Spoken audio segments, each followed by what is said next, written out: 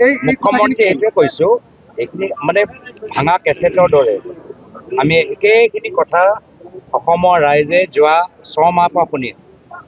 একদম মানে ভাঙা পুৰণি কেছেট একদম মানে এইটো 6 মাহৰ পৰা শুনি আছে। আমি কংগ্ৰেছ দলে জনসাধাৰণৰ কথাবোৰ পাতি আছোঁ, জনজাতিকৰণৰ কথা পাতি আছোঁ। মৰাণ জনগোষ্ঠী জনজাতিকৰণ পাবনে নাপায়?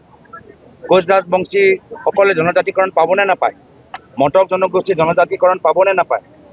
আহোম আমাৰ মটক চুতীয়া কোচ ৰাজবংশীসকলে পাবনে, আদিবাসী পাবনে নাপায়? আজিৰ তাৰিখত আমাৰ সন্দেহ যি এটা মাটি চুৰি যি আৰম্ভ হৈ গৈছে, পৰৱৰ্তী সময়ত হিমন্ত বিশ্ব শৰ্মা ডাঙৰীয়া অসমৰ ভিতৰত 6 স্কেডিউল নাইকিয়া কৰি দিব, ট্ৰাইবেল বেল্ট ব্লক নাইকিয়া কৰি দিব। তেওঁ গোটেই মাটিটো তেওঁ আদানীক আম্বানীক চম্ভালিবলৈ কাৰণে অসমৰ ভিতৰত যিমানবোৰ কাৰ্বি আমাৰ ডিমা হাছাও বড়ো 6 স্কেডিউল আছে গোটেইখিনি নাইকিয়া কৰিব।